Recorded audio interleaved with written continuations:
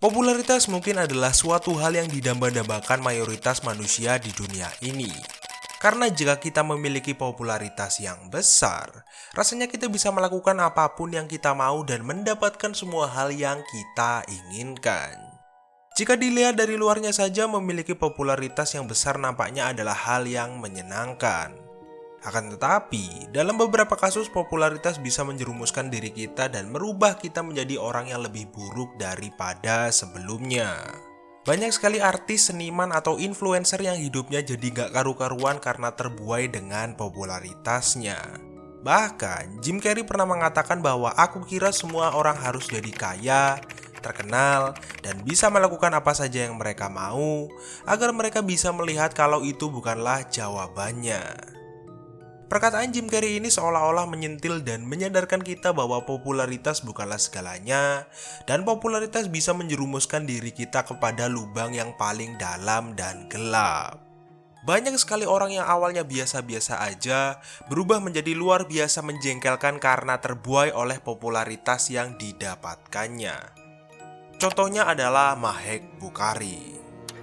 Mahek Bukhari lahir pada tanggal 22 Mei tahun 1999 dari pasangan suami istri Ali Raza dan Ansrin Bukhari.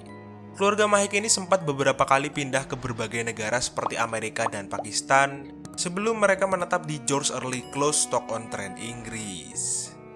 Mahek ini bisa dibilang adalah tipe anak yang populer, percaya diri, dan memiliki selera yang bagus dalam fashion. Ya, seperti muda-mudi zaman sekarang, Mike ini suka sekali memposting OOTD-nya di berbagai platform media sosialnya. Postingannya ini pun mendapatkan reaksi yang positif dari warganet, dan medsosnya mulai meraup banyak pengikut. Karena udah terkenal banget nih, Mike jadi menyepelekan pendidikannya dan memutuskan untuk drop out dari kampusnya untuk mengejar impiannya menjadi TikToker yang lebih terkenal lagi. Langkah pertama yang Mahek lakukan untuk menjadi the most famous TikToker adalah membentuk image-nya menjadi anak muda yang fashionable dan trendy. Tidak hanya itu, dia juga merubah namanya dan memperkenalkan dirinya sebagai Maybe Vlogs. Sebenarnya, image yang dia bangun sebagai anak muda yang trendy dan fashionable ini tidak dia bangun asal-asalan. Karena Mahek emang mempunyai latar belakang pendidikan fashion, di mana pada tahun 2017 yang lalu, dia berhasil menyelesaikan studinya di bidang fashion di Newcastle College. Singkat cerita, keputusan Mahek buat DO dari kampusnya dan banting setir menjadi TikToker atau influencer berhasil. Di mana dia mampu mendapatkan 120.000 followers di TikTok, 4.000 subscriber lebih di YouTube, dan 38.000 lebih followers di Instagram.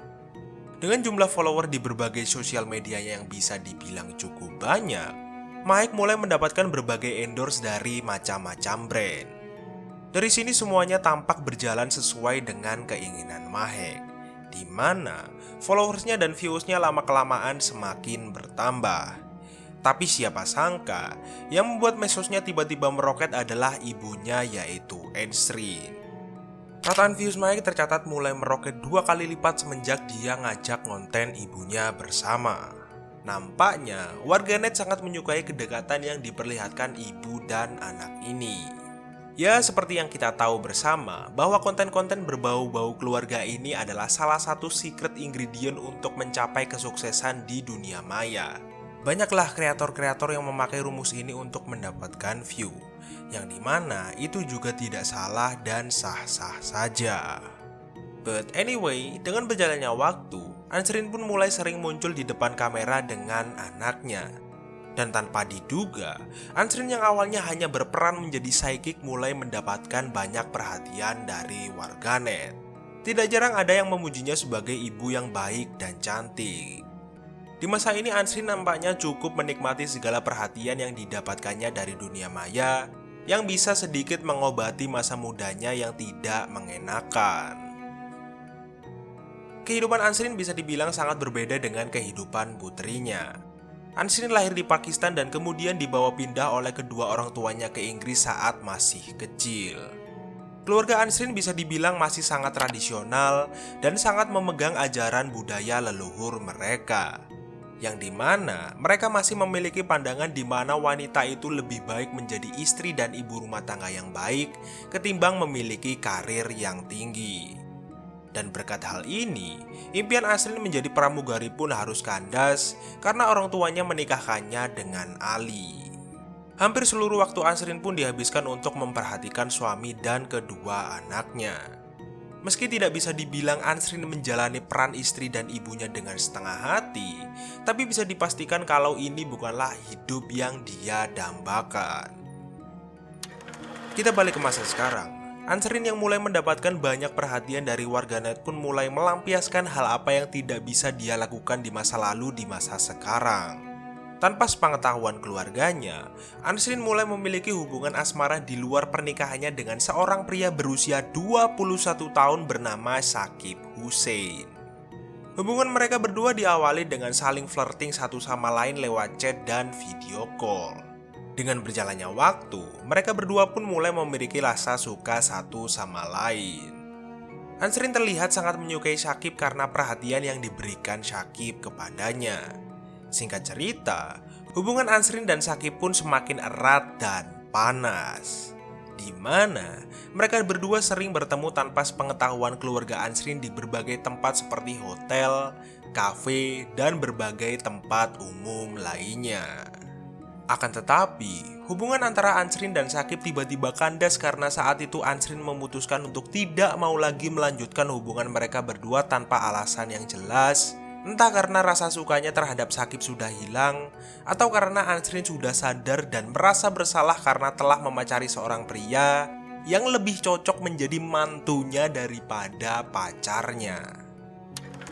Syakib nampak kecewa dan sakit hati karena Asrin mengakhiri hubungan mereka secara sepihak. Bahkan, Syakib sempat memohon-mohon kepada Asrin beberapa kali agar dia kembali kepadanya. Akan tetapi, Asrin tetap menolak permohonan Syakib.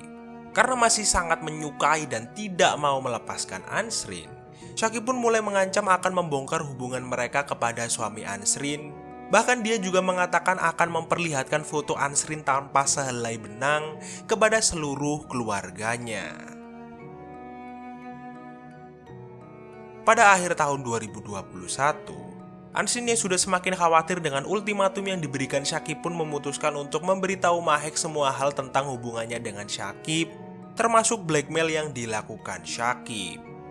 Bukannya menyarankan untuk melaporkan tindakan Syakib ke polisi, Mahek malah memilih untuk menyelesaikan masalah ibunya ini dengan caranya sendiri.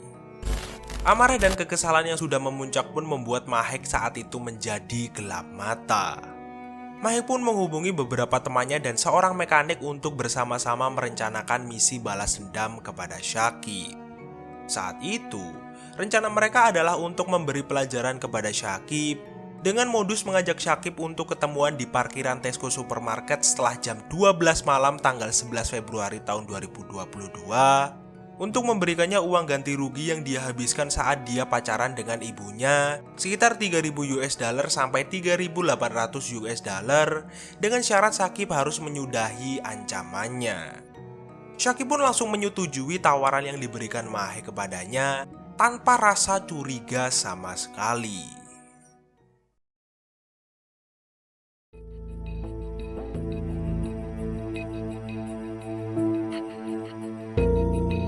Dini hari tanggal 11 Februari tahun 2022, Mahek, ibunya, dan 5 orang rekannya yaitu rekan Karwan, Rais Jamal, Natasha Akhtar, Amir Jamal, dan Sanaf Gula Mustafa bersama-sama berangkat menuju parkiran Tesco Supermarket menggunakan 2 mobil yaitu Audi TT dan Seat Leon. Di sisi lain, Syakib yang gak bisa nyetir meminta bantuan temannya yaitu Hasim Izazuddin yang notabene sama sekali tidak tahu tentang permasalahan Syakib untuk mengantarkannya pergi ke parkiran Tesco Supermarket. Pada pukul 1 pagi, CCTV menangkap mobil yang dikendarai Mahek, ibunya, dan 5 orang rekannya tiba di parkiran Tesco Supermarket. Saat itu, mereka semua memakai pakaian serba hitam dan topeng hitam. 17 menit kemudian, tepatnya pada pukul 1.17 pagi, mobil yang dikendarai Syakib dan Izazuddin akhirnya tiba di parkiran Tesco Supermarket.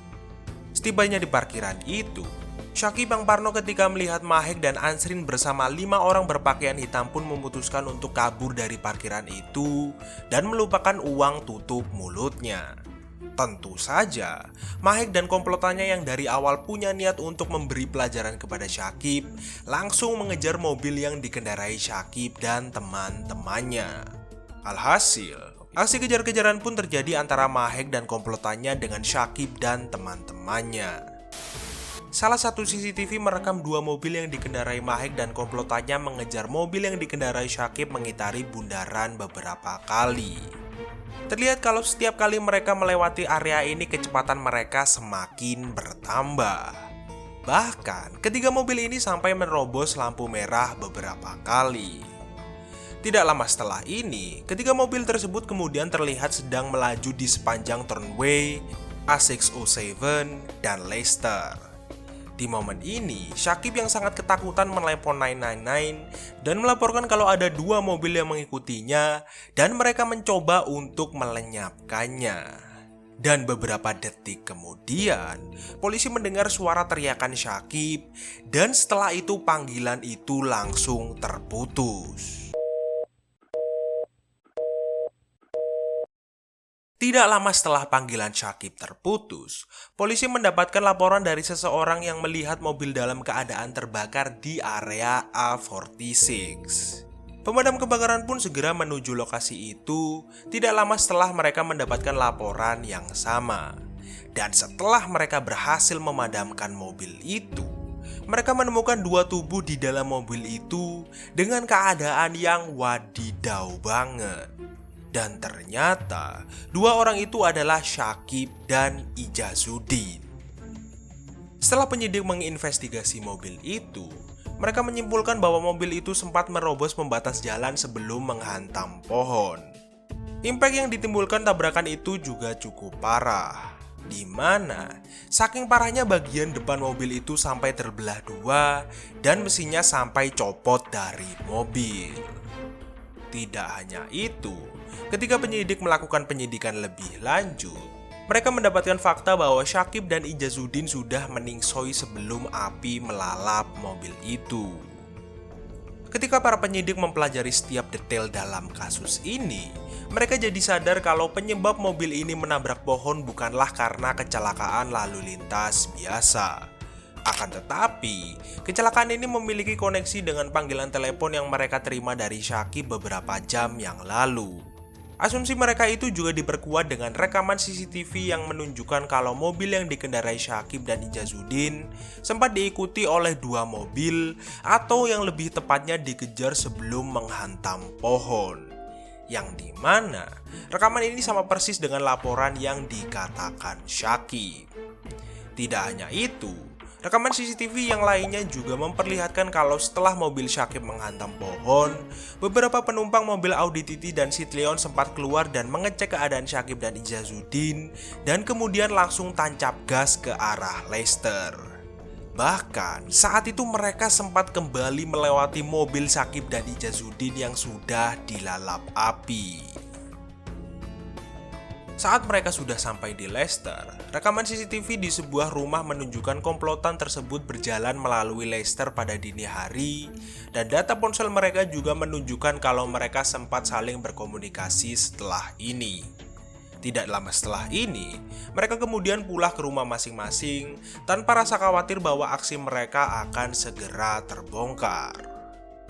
Setelah menelusuri rekaman CCTV yang sudah terkumpul, penyidik kemudian mencari nomor plat mobil Audi TT dan Citleon itu berdasarkan keterangan yang diberikan Syakib sebelum teleponnya terputus.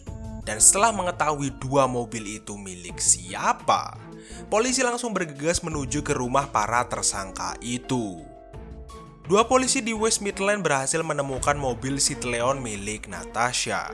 Dan 10 jam kemudian, 2 polisi lainnya tiba di rumah Mahek dan Ansrin untuk menangkap mereka berdua. Saat akan ditangkap, Mahek dan Ansrin sempat berkelit dan mengatakan kalau mereka sedang berada di Nottingham saat kejadian itu terjadi. Akan tetapi, bukti yang terkumpul sudah terlalu kuat untuk membantah alibi 2 wanita itu.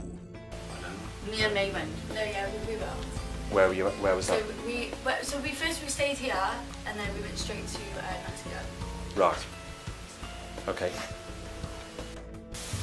Setelah berhasil mengamankan Mahek dan ibunya, tim penyidik menemukan penyokan yang terdapat di bagian depan mobil Audi TT yang bentuknya nyambung dengan penyokan yang terdapat di bodi belakang mobil yang dikendarai Syakib dan Ijazuddin.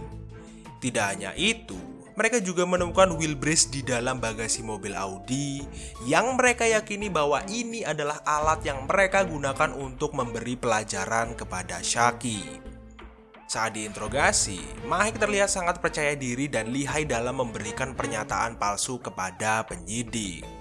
Dan saat rekaman panggilan Syakib diputar di depan mukanya, rasa percaya diri yang terpancar di mukanya langsung sirna dan mukanya berubah menjadi pucat.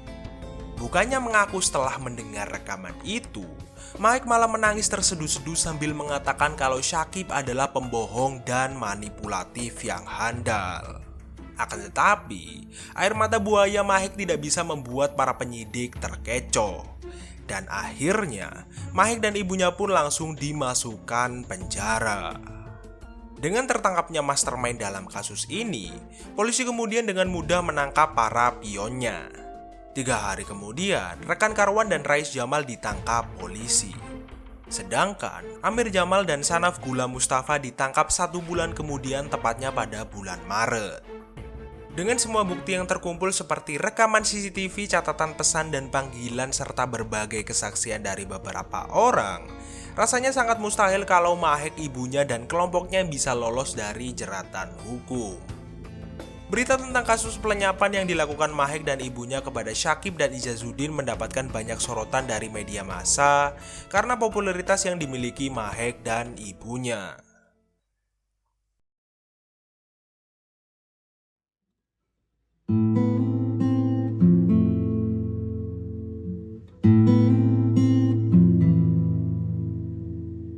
Setelah melalui proses penyidikan yang panjang, persidangan kasus pelenyapan yang dilakukan Mahek, ibunya dan komplotannya pun resmi dimulai pada bulan April tahun 2023. Mengejutkannya, persidangan ini berjalan cukup lama sampai total 15 minggu. Saat persidangan ini berlangsung, tim pembela Mahek dan kelompoknya nampak kesulitan menemukan celah untuk setidaknya meringankan hukuman kliennya karena bukti yang ada sudah terlalu kuat. Kurang lebih 5 bulan kemudian, tepatnya pada tanggal 4 Agustus tahun 2023, akhirnya hari yang ditunggu-tunggu keluarga Syakib dan Ijazuddin pun tiba, di mana putusan juri tentang bersalah atau tidaknya Mahek dan kelompoknya akan diumumkan. Nampaknya Mahek sangat percaya diri menghadapi persidangan ini, di mana sebelum persidangan ini dimulai, para wartawan berhasil memotret Mahek yang sedang ada di balkon sambil tersenyum dan melambaikan tangan kepada mereka. Tapi sayangnya, di hari itu juri mengeluarkan putusan kalau Mahek dan ibunya bersalah atas kasus pelenyapan Syakib dan Ijazuddin, dan mereka dijatuhi hukuman penjara seumur hidup dengan minimum 31 tahun 8 bulan penjara untuk Mahek, dan 26 tahun 9 bulan untuk Ansrin. Tidak hanya itu, rekan Karwan dan Rais Jamal yang notabene adalah supir dari mobil Audi TT dan Sitlion juga dinyatakan bersalah atas kasus pelenyapan Syakib dan Ijazuddin. Sementara itu, Natasha Akhtar, Amir Jamal, dan Sanaf Gula Mustafa juga dinyatakan bersalah dan dijatuhi hukuman 11 tahun 8 bulan untuk Natasha, 14 tahun 8 bulan untuk Amir, dan 14 tahun 9 bulan untuk Sanaf. Sebenarnya kasus ini bisa dibilang cukup kompleks ya, di mana kita tidak bisa membenarkan perilaku blackmail yang dilakukan Syakib kepada Ansrin, dan kita juga tidak bisa membenarkan tindakan yang dilakukan Mahek, Ansrin, dan kelompoknya kepada Syakib. Tetapi di sini ada beberapa hal yang membuat aku nggak habis pikir. Yang pertama, kenapa Ansrin yang posisinya adalah orang yang lebih tua malah manut-manut aja dengan ide anaknya yang cukup frontal?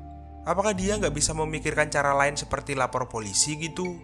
Yang notabene akan membuat masalah ini berakhir baik bagi semua pihak. Yang kedua, aku penasaran banget dengan isi otak teman-teman Mahek yang manut-manut aja ketika mereka diajak buat nyikat Syakib. Apa sih motivasi mereka sehingga mau diajak buat ngelakuin tindak kriminal? Apakah karena gabut atau kurang kerjaan? Ya terlepas dari itu semua, setidaknya hukum sudah ditegakkan dan kita bisa kembali mendapatkan pelajaran dari kasus ini. Oke lah guys, itu dia pembahasan untuk kasus Mahek Bukhari. Seperti biasa, jika aku ada salah-salah informasi, kalian bisa mengkoreksinya di kolom komentar di bawah ini. Dan jika kalian punya rekomendasi kasus apa yang ingin dibahas di video selanjutnya, kalian juga bisa menuliskannya di kolom komentar di bawah ini juga. Seperti biasa, jika kalian menyukai video kali ini, jangan lupa untuk like dan subscribe dulu. Dan jangan lupa juga untuk menyalakan lonceng notifikasinya agar kalian tidak ketinggalan update terbaru dari channel ini. Oke lah guys, itu saja untuk Restory kali ini. Rizky Santoso pamit. I'll see you in the next video.